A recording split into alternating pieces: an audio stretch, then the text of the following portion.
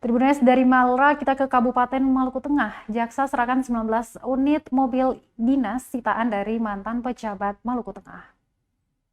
Kejaksaan Negeri Maluku Tengah mengembalikan setidaknya 19 unit kendaraan dinas roda 4 milik pemerintah Kabupaten Maluku Tengah yang selama ini masih digunakan pejabat Purnabakti atau mantan.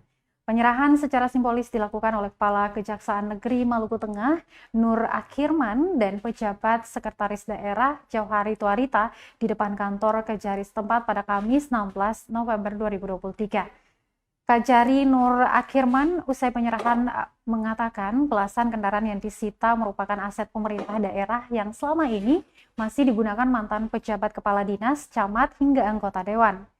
Kejari menjelaskan penyitaan dilakukan setelah upaya negosiasi dan koordinasi dilakukan pihak jaksa dengan para mantan pejabat bersangkutan. Dijelaskan sebelumnya pihaknya sudah menyerahkan 2 unit mobil dinas yang ditarik dari mantan camat dan mantan kepala dinas Capil, sehingga total aset mobil dinas yang sudah dikembalikan sebanyak 21 unit. Dia melanjutkan, berdasarkan surat kuasa khusus atau SKK yang diterima dari pemerintah daerah, masih tersisa sebanyak 15 unit mobil dinas yang bakal ditarik.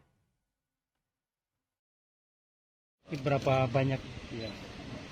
Download Tribun X sekarang, menghadirkan lokal menjadi Indonesia.